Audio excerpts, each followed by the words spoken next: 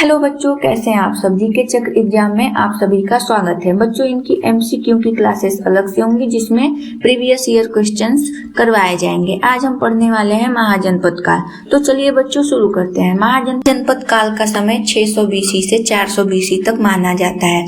महाजनपदों की कुल संख्या 16 है। बच्चों, इसकी जानकारी हमें अंगुत्तर निकाय जो कि एक बौद्ध ग्रंथ है वहां से और जैन ग्रंथ के भगवती सूत्र से मिलती है। बच्चों, पाणिनि ने अष्टाध्यायी की रचना की है जिनमें 22 महाजनपदों का उल्लेख किया गया है, लेकिन मुख्य रूप से 16 ही माने जाते हैं। यह प्रश्न एग्जाम में आ सकता है।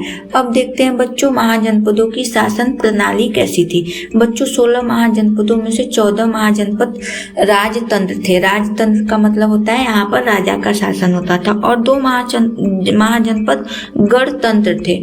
पहला वज्जी और दूसरा मल की राजधानी कुशीनगर थी। बच्चों, दुनिया का पहला गणतंत्र वज्जी जिसकी राजधानी वैशाली हुआ करती थी में स्थापित हुआ।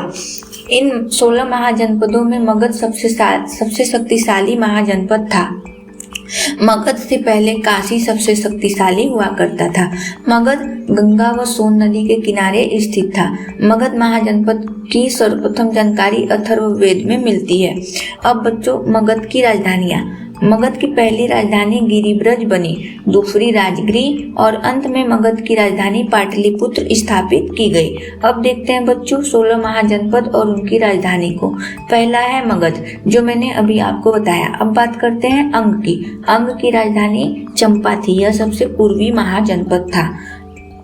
फिर आता है कौशल। कौशल की राजधानी साकेत या श्रावस्ती थी, यह सरयू नदी के किनारे स्थित था।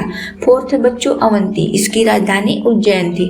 फिफ्थ गंधार, इसकी राजधानी तक्षशिला थी, यह वर्तमान में भारत की सीमा से बाहर है।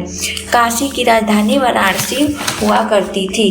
अब आता है बच्चों पांचाल, इसकी राजधानी काम्पिल्य थी। वज्जी की राजधानी वैशाली थी।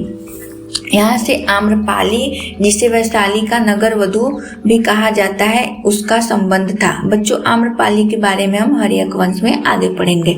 कंबोज की राजधानी हाटक, यह भी भारत के बाहर थी। अस्मक की राजधानी प्रतिष्ठान या पैठान। सूरसेन की राजधानी मथुरा। मत्स्य की राजधानी विराटनगर। कुरु की राजधानी इंद्रप्रस्थ। वत्स की राजधानी कौशाम्बी और चेदी की राजधानी शक्तिमती थी। तो बच्चों, ये थे 16 महाजनपद। अब बात करते हैं भौगोलिक वितरण व अर्थव्यवस्था की। महाजनपदों का भौगोलिक वितरण।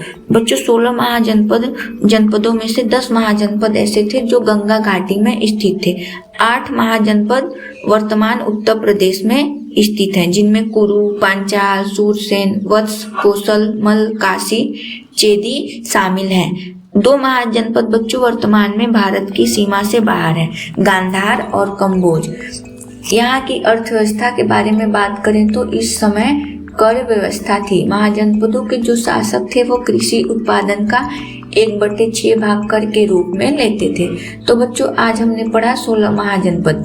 अगली क्लास में हम पढ़ेंगे बौद्ध धर्म। ये प्रैक्टिस क्वेश्चंस है, प्रीवियस ईयर से लिए गए हैं। इनके जवाब कमेंट बॉक्स में जरूर दें।